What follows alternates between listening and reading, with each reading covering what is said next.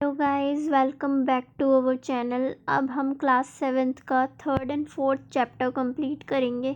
आज हम 3rd chapter में स्टेट गवर्नमेंट के बारे में पढ़ेंगे। जैसा कि क्लास 6 में हमने पंचायत एंड शहरी डेवलपमेंट, शहरों में किस तरीके से म्युनिसिपल कॉरपोरेशन होता है और गाँव में पंचायत होती है, बिल्कुल लोकल गवर्नमेंट के बारे में पढ़ा था। उसी तरीके से आज हम 7th क्लास की एनसीईआरटी में एक स्टेप आगे बढ़ के राज्य सरकार के बारे में पढ़ेंगे, स्टेट गवर्नमेंट के बारे में। हमें बताया गया है कि जैसे सबसे पहले स्टोरी में दो लड़कियां आपस में बात कर रही है कि मोहल्ले में पानी ख़राब आ रहा है जिसकी वजह से कई लोगों की डेथ हो रही है, तो किसको रिस्पॉन्सिबल ठहराया जाए। फिर वो रास्ते में प्रदर्शन भी देखती है तो उन्हें पता लगता है कि एमएलए के खिलाफ प्रदर्शन हो रहा है। फिर वो समझती हैं कि एमएलए क्या होता है। तो एमएलए का मतलब होता है member of legislative assembly. Member of legislative assembly is MLA. If I have to highlight then let me do.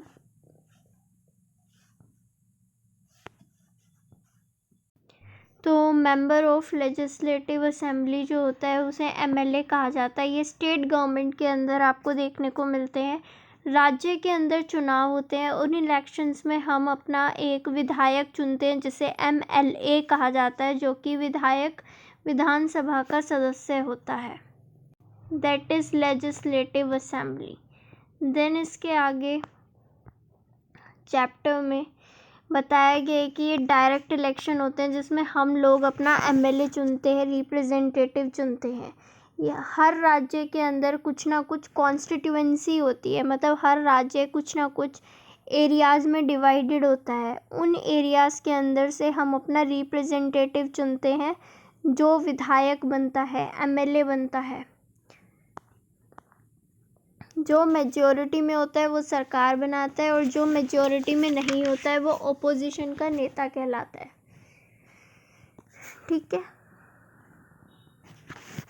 इसके बाद हमारी बुक में हमें बताया गया है कि जो पार्टी मेजॉरिटी में आती है वो पार्टी जो होती है वो अपना खुद का एक नेता चुनती है जिसे हम सीएम कहते हैं। जो पार्टी मेजॉरिटी लेगी वो पार्टी जो है अपना एक नेता चुनती है। जिस पार्टी को बहुमत मिलेगा वो उस पार्टी के विधायक अपना नेता चुनेंगे जिसे सीएम कहा जाएगा, और ये जो सीएम होगा वो बाकी के मिनिस्टर्स चूज़ करता है। और फिर जब ये चूज़ कर लेगा तो स्टेट का गवर्नर होगा, एक गवर्नर जो होता है वो सेंट्रल गवर्नमेंट के द्वारा अपॉइंट किया जाता है, ये देखने के लिए कि राज्य सरकारें संविधान के अकॉर्डिंग काम कर रही हैं या नहीं।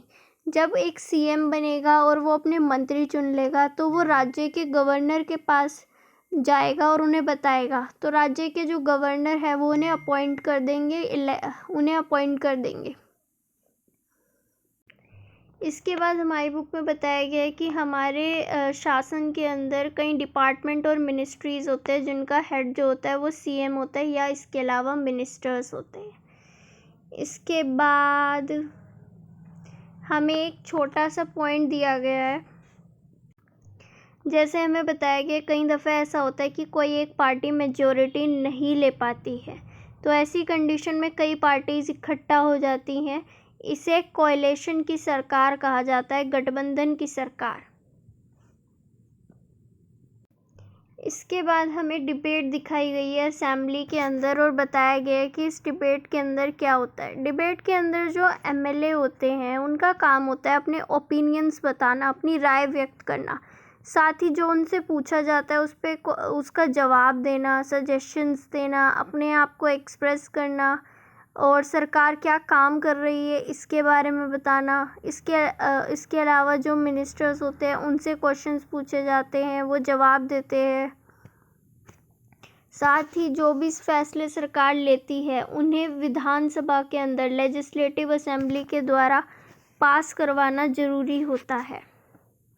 तो आई होप आपको समझ आया होगा कि डिबेट क्या होती है। असेंबली के अंदर विधायकों को जवाब देना पड़ता है जो कुछ भी उनसे पूछा जाएगा। इसके बाद हमारी बुक में बताया गया है कि गवर्नमेंट शब्द का क्या मतलब होता है। गवर्नमेंट का मतलब होता है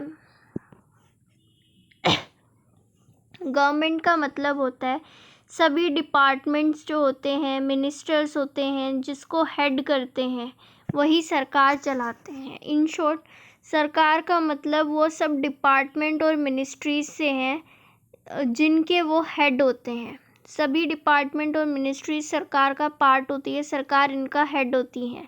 और इन जो सरकार होती है, इन डिपार्टमेंट्स और मिनिस्ट्रीज का हेड जो सरकार होगी उनको सामूहिक रूप से एक साथ रिप्रेजेंट करता है सीएम।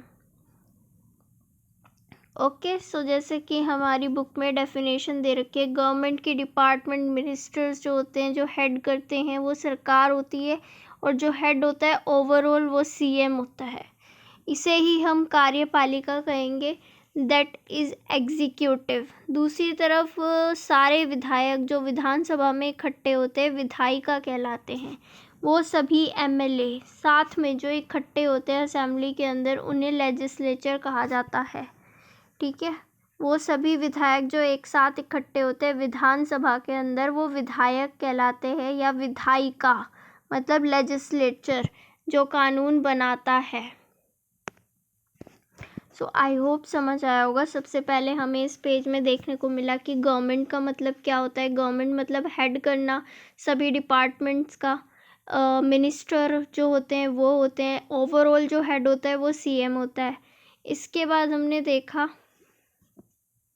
दूसरी तरफ हमने देखा वो सब एमएलए जो इकट्ठे होते हैं असेंबली के अंदर, उस असेंबली को आप लेजिस्लेचर कह दोगे, लेजिस्लेचर या विधायिका कह लोगे, क्योंकि वो लॉ मेकिंग एजेंसी हो गई। ठीक है, और जो इम्प्लीमेंटेशन एजेंसी है वो एग्जीक्यूटिव हो जाएगा। इसके बाद हम देखेंगे कि ये जो लॉ मेकिंग एजेंसी है लेजिस्लेचर, ये काम की जांच करती है एग्जीक्यूटिव की। इसके बाद हमें बताया गया है कि सरकार के काम पे निगरानी कैसे रखी जाती है। तो newspaper, TV channels, various other methods है जिससे गवर्नमेंट से क्वेश्चन किया जा सकता है, उन पे निगरानी रखी जाती है। गवर्नमेंट लॉ मेकिंग एजेंसी होती है, कानून बनाकर सब चीज़ें डिसाइड कर सकती हैं, सॉल्यूशन निकाल सकती है, और फिर जो नीचे डिपार्टमेंट होते हैं उनको बता देगी और वो डिपार्टमेंट जो है वो उसको एग्जीक्यूट कराने का काम करेंगे। देन दैट्स हाउ हमने अपना फर्स्ट चैप्टर ख़त्म करा, आई मीन थर्ड चैप्टर। इस चैप्टर की ग्लोसरी देख लेते हैं। अब लास्ट चीज़ हम कॉन्स्टिट्यूएंसी क्या होता है। कॉन्स्टिट्यूएंसी का मतलब है वो एरिया, एक पर्टिकुलर एरिया जहाँ पर रहने वाले लोग जो होते हैं वो अपना रिप्रेजेंटेटिव चुनते हैं उस एरिया के लिए। ठीक है, और मेजॉरिटी का मतलब आप समझते हैं जब कोई हाफ से ज़्यादा पॉपुलेशन में लोग किसी डिसीजंस में शामिल हो तो उसे आप कहेंगे मेजॉरिटी होना। मोर देन हाफ, लाइक अगर चुनाव जीतने के लिए आपको फॉर एग्ज़ाम्पल 543 हमारी एमपी के लिए सीट्स हैं रिप्रेजेंटेशन के लिए, 543 का हाफ करेंगे तो 272 और 73 समथिंग होगा। तो उतना हमें 50+1 चाहिए होगा, 50% +1, तो वो मेजॉरिटी बनेगी। ठीक है, तो 273 274 हमको मिनिमम चाहिए होगा मेजॉरिटी में आने के लिए। तो मेजॉरिटी जो होती है वो half the number of groups in support of a decision, at least more than half मतलब।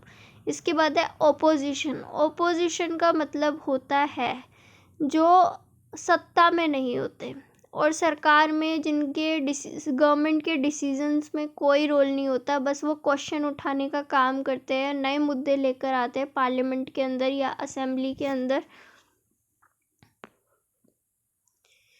इसके बाद है प्रेस कॉन्फ्रेंस।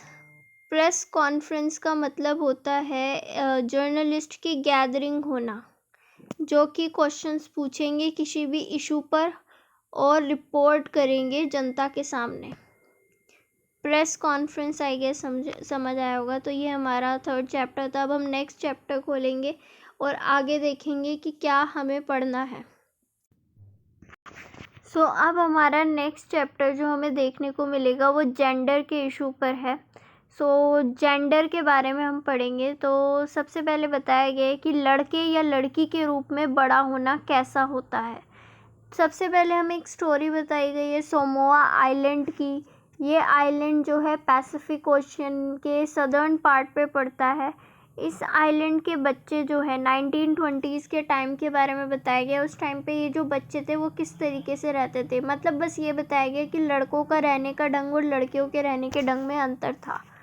ठीक है, तो इसके बाद फिर हमें एमपी की स्टोरी बताई गई है। एमपी का 1960 का नज़ारा, जिसमें लड़के और लड़कियों के साथ क्या डिफरेंसेस देखने को मिलते थे कि 6th क्लास में आते ही, जैसे दिल्ली में भी है, हर जगह है ये, 5th क्लास तक के बच्चे जो होते हैं गवर्नमेंट स्कूल में लड़का और लड़की साथ होते हैं, लेकिन 6th क्लास से लड़के और लड़कियों की शिफ्ट चेंज हो जाती है। तो सेम वही बात है।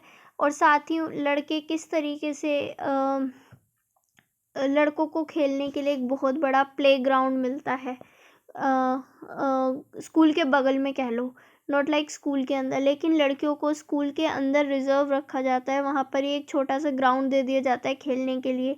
लड़कियाँ जो होती है वो हमेशा ग्रुप में घर जाया करती है, लड़के जो होते हैं वो हमेशा टाइम पास करते हुए मिलेंगे, रोड पर घूमते हुए, साइकिल चलाते हुए या कुछ भी करते हुए।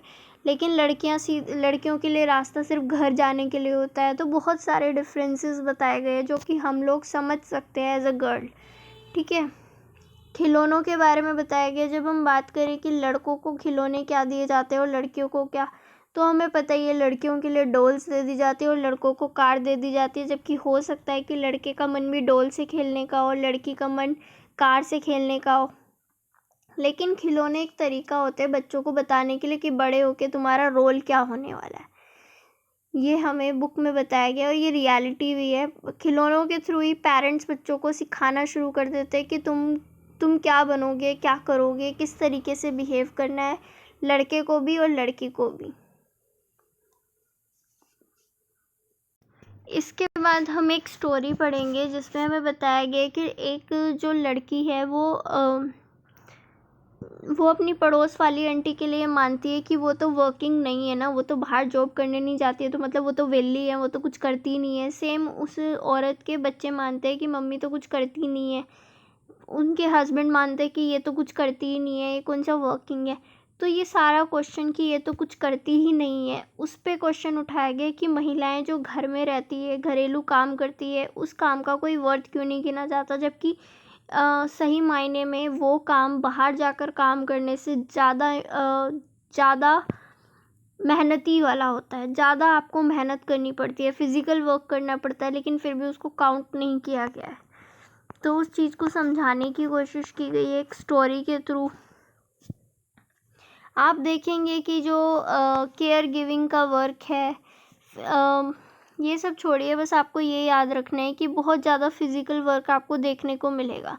गांव की वुमेन जो होती है खेतों में भी काम कर रही है, अपने पति का भी ध्यान रख रही है, बच्चों का ध्यान रख रही है, लकड़ी लेने जा रही है, पानी लेने जा रही है। शहरों में औरतें, लड़कियां दूर दूर से पानी लाती हुई दिख जाएंगी, मतलब शहरों में तो नहीं कह सकते बट बुक में मेंशन है तो वो मैंने बोल दिया है।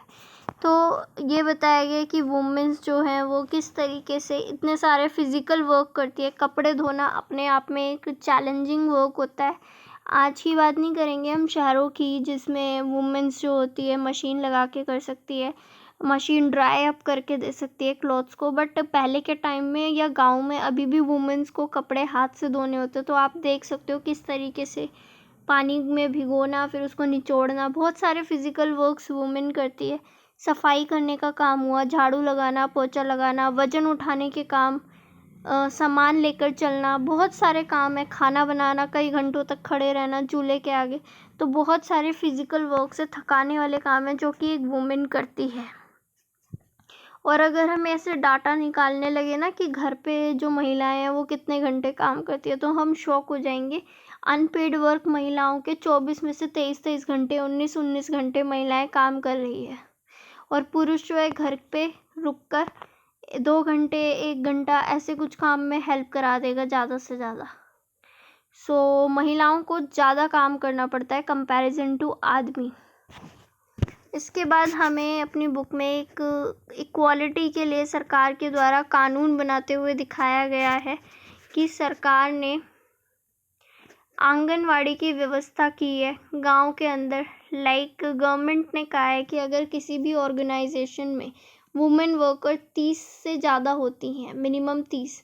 तो ऐसे में बालवाड़ी या क्रैश, चाइल्ड केयर सेंटर्स, आंगनवाड़ीज़, इनको बनाना पड़ेगा, इनकी सुविधा देनी पड़ेगी। अगर ऐसा होगा तो बहुत सी वुमेन्स घर से बाहर बिना किसी टेंशन के आकर काम कर पाएंगी, अपने बच्चों को ला पाएंगी, उनका ध्यान रख पाएंगी और काम करने में काफ़ी सुविधा होगी, है ना। बट इसको अगर आप दूसरे नज़रिए से देखोगे, हो सकता है कि जो कंपनी है, ऑर्गेनाइजेशन है, संस्था है, वो वुमेन्स को काम पर रखे ही ना, क्योंकि ये तो अपने बच्चों के लिए लाएंगी, फिर उन बच्चों के लिए अलग व्यवस्था करनी पड़ेगी, सिर्फ मेन को काम देना प्रेफर करे। तो ये अभी भी बहुत सारे चैलेंजेस है। तो इस तरीके से हमारा पूरा चैप्टर ख़त्म होता है। आप ये देख सकते हैं पेंटिंग, इसमें देखो एक वुमेन के काम बताए गए हैं कि लगता है कि वुमेन क्या ही करती है, बट एक घरेलू महिला कितने सारे काम संभालती है, बच्चों को भी संभालती है। यहाँ पर भी पोएम के थ्रू यही बताने की कोशिश की गई है कि मैं हर कहीं मौजूद, मेरी अनदेखी, मैं हर काम कर रही हूँ, हर चीज़ कर रही हूँ, तुम्हें पालना पोसना, बड़ा करना, घर के काम, हर चीज़, पति की जिम्मेदारी, परिवार की जिम्मेदारी, लेकिन फिर भी मेरी अनदेखी की जाती है। और नहीं संभव कौन सी वह तुम्हारी उपलब्धि जिसमें मेरा वह भाग, औरत को चाहिए अपना अधिकार, है ना। तो ऐसी क्या चीज़ है जिसमें तुम्हारी लाइफ में मैंने कंट्रीब्यूट ना करा हो, सक्सेस से लेकर, काम से लेकर, हर चीज़। जैसे खेतों में भी महिलाएं आपको दिख जाएंगी, घर के काम, बुनाई कढ़ाई, बच्चा पालना, पैदा करना, बच्चे को मतलब आपको वुमेन हर चीज़ में दिखेंगी, हर जगह पे दिखेंगी, लेकिन फिर भी आप ये देखोगे औरत को कोई सम्मान या अधिकार नहीं दिया जाता। तो ये क्वेश्चन उठाया जा रहा है। सो वुमेन के रूप में पैदा होना, मतलब लड़की के रूप में पैदा होना और लड़के के रूप में पैदा होना, उन दोनों की लाइफ में क्या डिफरेंसेस हमें देखने को मिलते हैं, ये इस चैप्टर का पार्ट था, ये इस चैप्टर में समझाया गया है। नेक्स्ट चैप्टर भी वुमेन रिगार्डिंग है, सो लेट्स सी क्या होगा। So please follow, share, subscribe. Thank you so much for UGC net preparation and for UPSC preparation. ये पॉलिटी की NCERTs चलाई जा रही है, क्लास 7 स्टार्ट हो चुकी है। हमारे साथ पढ़ते हुए चले, सुनते हुए चले, क्योंकि मैं मेजर मेन पॉइंट्स ही उठाती हूँ जो हमारे एग्ज़ाम के पॉइंट ऑफ व्यू से इम्पॉर्टेंट हो सकते हैं, अंडरस्टैंडिंग बनाने के लिए इम्पॉर्टेंट हो सकते हैं in UPSC exams and for UGC net also. So उन्हीं पॉइंट्स को हाईलाइट करती हूँ। तो आप बुक पढ़ सकते हो, हाईलाइट कर सकते हो, या सिर्फ सुन सकते हो बुक्स को। पढ़ने से ज़्यादा आप सुन भी सकते हो, बार बार सुन सकते हो, आपको याद हो जाएंगी चीज़ें। So please follow, share, subscribe and thank you so much.